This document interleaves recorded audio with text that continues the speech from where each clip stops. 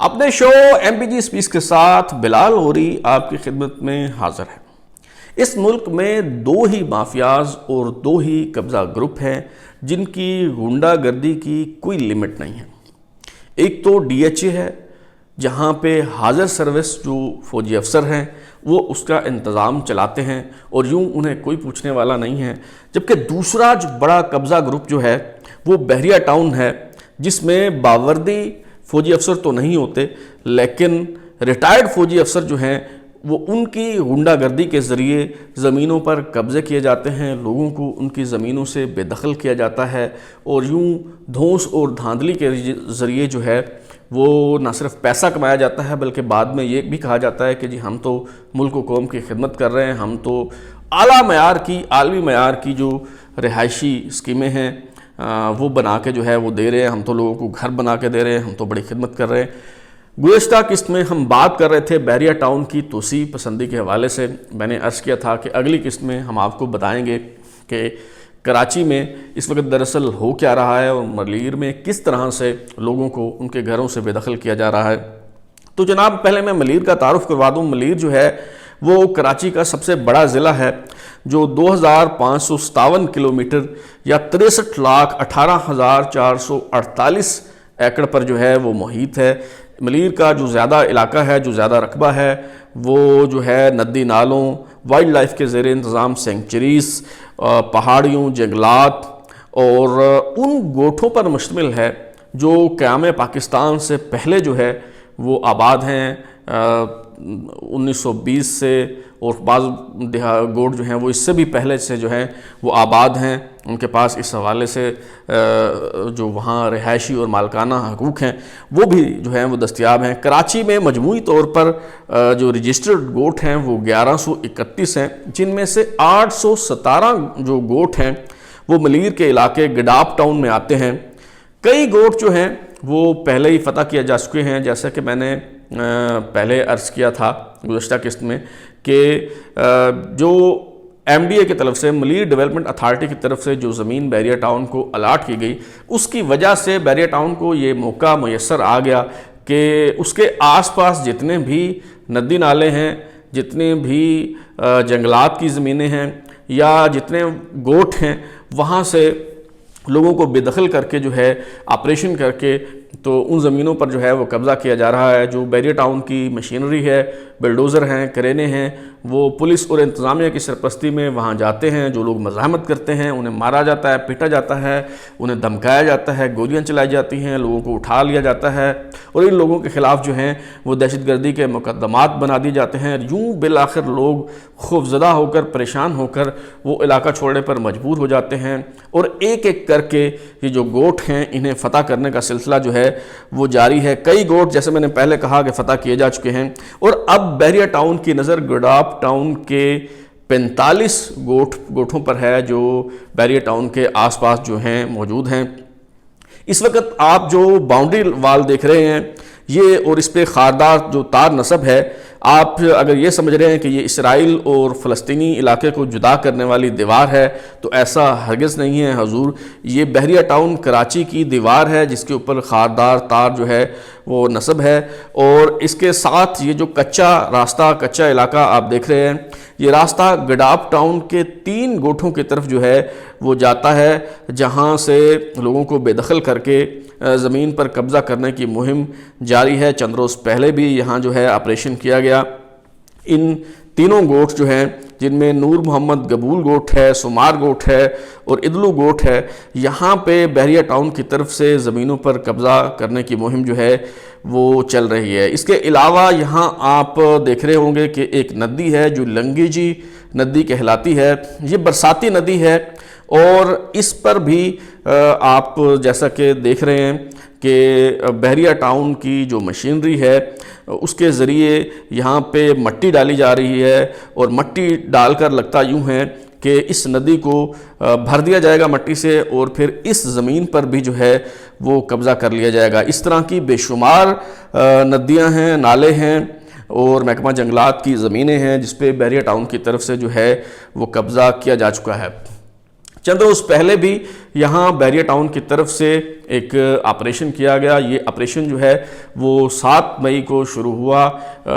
سرکاری میڈیا تو چھوڑیں، پرائیویٹ میڈیا نے بھی اس کی جو ہے وہ خبر تک نہیں دی، کیونکہ میڈیا بھی ڈرتا ہے. اس وقت جو ہے جیسے میں نے کہا تھا کہ سینسرشپ کی مختلف اقسام ہیں، لیکن جو اس کی بدترین قسم ہے وہ یہ ہے کہ آپ ہمت کر کے باقی تو سب کے خلاف آواز اٹھا سکتے ہیں، لیکن جو لوگ آپ کو اشتہارات دیتے ہیں، جن کے اشتہارات کی وجہ سے آپ کے ادارے چلتے ہیں، ان کے خلاف آپ جو ہے وہ بات نہیں کر سکتے. اس لیے جو مین سٹریم میڈیا ہے اس نے یہ جو بحریہ ٹاؤن کی طرف سے آپریشن کیا جا رہا تھا، لوگوں کو بے دخل کیا جا رہا تھا، وہاں پہ غنڈہ گردی اور بدماشی کی جا رہی تھی، مین سٹریم میڈیا نے جو ہے وہ اس کی خبر نہیں دی. جب سوشل میڈیا پہ اس کی خبریں آنا شروع ہوئیں تو پھر ایک آدھ چینل جیسے کہ ڈان نیوز جو ہے اس نے تھوڑی بہت اس پہ رپورٹنگ کی اور کچھ تفصیلات جو ہے وہ فراہم کی. دراصل یہاں پہ نور محمد گبول گوٹ جو ہے اور ہادی بخش گبول گوٹ جو ہے، یہاں پہ بحریہ ٹاؤن کی طرف سے آپریشن کیا گیا. بحریہ ٹاؤن کے جو سیکورٹی کے لوگ ہیں وہ وہاں پہ پہنچے، انہوں نے وہاں پہ کرینوں کی مدد سے، بلڈوزر کی مدد سے لوگوں کے گھر گرانے چاہے، ملیامیٹ کرنے چاہے اور ان پہ قبضہ کرنا چاہا. جب ان لوگوں نے مزاحمت کی تو کچھ لوگوں کو جو ہے وہ اغوا کر لیا گیا، حبس بے میں رکھا گیا، کچھ لوگوں کو گاڑیوں میں ڈال کے تھانہ گڈاب ٹاؤن لایا گیا اور پھر پولیس کے حوالے جو ہے وہ کر دیا گیا. اس کے علاوہ وہاں پہ فائرنگ بھی کی گئی جس میں کئی لوگ جو ہے وہ زخمی ہوئے. اور جب یہ معاملہ سوشل میڈیا پہ اٹھا تو اس کے بعد جو ہے وہ چیئرمین پیپلز پارٹی جناب بلاول بھٹو زرداری صاحب نے اس معاملے کا نوٹس لیا اور یہ یقین دلایا کہ متعلقہ لوگوں کے خلاف جو ہے وہ کارروائی ہوگی. لیکن ابھی تک اس حوالے سے کسی قسم کی کوئی کارروائی جو ہے وہ نہیں کی گئی. یہ جو گاؤں ہیں ہادی بخش گبول یا نور محمد گبول گوٹ، یہ 1920 سے یہ گاؤں آباد ہیں. ایک گاؤں میں کوئی 250 گھر ہیں، دوسرے گاؤں میں 700 گھر ہیں. یہاں پہ قیام پاکستان سے پہلے کے بنا ہوا قبرستان بھی ہے، اسکول بھی ہے، جو یہ بتاتا ہے کہ یہ جو لوگ یہاں پہ آباد ہیں یہ یہاں کے مقامی باشندے ہیں، قیام پاکستان سے پہلے جو ہیں جو لوگ یہاں آباد ہیں. لیکن بحریہ ٹاؤن کی انتظامیہ یہاں سے انہیں بے دخل کرنا چاہتی ہے. وہ بحریہ ٹاؤن کی انتظامیہ چاہتی ہے کہ یہاں سے ایک نیا راستہ جو ہے وہ بنایا جائے، بحریہ ٹاؤن کے لیے ایک نئی سڑک جو ہے وہ یہاں سے نکالی جائے. اس کے علاوہ بحریہ ٹاؤن کے لیے نکاسی آب کی نئی لائن یہاں پہ بچھانے کا منصوبہ ہے بحریہ ٹاؤن انتظامیہ کی طرف سے. اور ان دونوں منصوبوں پر عمل درآمد کے لیے جو مقامی آبادی ہے انہیں دھونس اور دھاندلی کے ذریعے جو ہے وہ بے دخل کیا جا رہا ہے. اور یہ دعویٰ کیا جا رہا ہے کہ یہ زمین ہمیں ملی ڈیولپمنٹ اتھارٹی کی طرف سے الاٹ کی گئی ہے. حالانکہ قانونی پوزیشن یہ ہے کہ یہ جو زمینیں ہیں، یہ جو گوٹ ہیں، یہ ملی ڈیولپمنٹ اتھارٹی کی ملکیت سرے سے ہے ہی نہیں. تو ملی ڈیولپمنٹ اتھارٹی جو ہے وہ کسی اور کو کیسے الاٹ کر سکتی ہے؟ اور ویسے بھی جو ملی ڈیولپمنٹ اتھارٹی ایکٹ ہے اس کے تحت ملی ڈیولپمنٹ اتھارٹی کسی پرائیویٹ لینڈ ڈیولپر کو جو ہے وہ زمین الاٹ نہیں کر سکتی. اور یہ جو 43 گوٹ ہیں یہ بورڈ آف ریونیو کی طرف سے اس شرط پر ملی ڈیولپمنٹ اتھارٹی کے زیر انتظام دیے گئے تھے کہ ملی ڈیولپمنٹ اتھارٹی جو ہے وہ یہاں پہ ترقیاتی کام کروائے گی، لوگوں کو سہولیات فراہم کرے گی. لیکن لوگوں کو سہولیات فراہم کرنے اور ان کے حقوق انہیں دینے کی بجائے جو ملی ڈیولپمنٹ اتھارٹی ہے وہ بحریہ ٹاؤن کے ساتھ مل کر شریک جرم ہو کر جو ہے وہ لوگوں کو یہاں سے بے دخل کر رہی ہے اور زمینوں پر جو ہے وہ قبضے کیے جا رہے ہیں. یہاں کے جو مقامی افراد ہیں ان کی طرف سے جتنے بھی فورمز ہو سکتے ہیں وہاں سے رجوع کیا گیا ہے، ہر دروازہ کھٹکھٹایا گیا ہے، لیکن ان کی سننے والا کوئی نہیں ہے. کیوں اس وقت سندھ ہائی کورٹ میں بھی مقامی افراد کی طرف سے کم و بیش 50 جو درخواستیں ہیں، آئینی درخواستیں اور پٹیشنز، وہ سپریم کورٹ میں پینڈنگ ہیں. لیکن پیشی پہ پیشی ہوتی رہتی ہے، عملاً کچھ نہیں ہوتا. بحریہ ٹاؤن کا کچھ نہیں بگڑتا اور زمینوں پر بدماشی اور غنڈہ گردی کے ذریعے قبضہ کرنے کا جو سلسلہ ہے وہ جاری ہے. اس کی وجہ یہ ہے کہ ملک ریاض صاحب کی جیب میں نہ صرف ریٹائرڈ جرنیل ہیں بلکہ ان کے ہاں ریٹائرڈ جج صاحبان بھی جو ہیں وہ کام کرتے ہیں. ان کے پاس اتنے ریٹائرڈ جو ہیں وہ جرنیل ہیں کہ اگر ملک ریاض صاحب چاہیں تو اپنا کور کمانڈرز کانفرنس اپنی جو ہے وہ بلا سکتے ہیں۔ چند روز پہلے جو ہے وہ آپ نے اخبار میں ایک اشتہار دیکھا ہوگا، میں نے بھی دیکھا، بڑی اس پہ حیرت ہوئی، بڑا تعجب ہوا۔ اشتہار کچھ یوں تھا کہ بیریا ٹاؤن کو جو افواج پاکستان کے ریٹائرڈ افسران ہیں اور ریٹائرڈ جج صاحبان ہیں ان کی خدمات جو ہیں وہ درکار ہیں۔ کہا گیا تھا کہ میجر جنرل یا ریٹائرڈ لیفٹیننٹ جنرل جو ہیں وہ رابطہ کر سکتے ہیں، اس کے علاوہ سپریم کورٹ یا ہائی کورٹ کے ریٹائرڈ جج صاحبان جو ہیں وہ رجوع کر سکتے ہیں، اس ملازمت کے لیے جو ہے وہ درخواست دے سکتے ہیں۔ جو ریٹائرڈ جنرل ہیں ان کو ملازمت دینے کی منطق تو چلیں سمجھ میں آتی ہے کہ ظاہر ہے انہیں سوسائٹیاں چلانے کا، پلاٹ بیچنے کا وسیع تجربہ ہوتا ہے، وہ سروس میں رہتے ہوئے ہی پراپرٹی ڈیلر بن جاتے ہیں، ڈی ایچ اے میں کام کرتے ہیں، تو ان کی انتظامی صلاحیتوں سے جو ہے وہ فائدہ اٹھانے کے لیے ملک ریاض صاحب جو ہے انہیں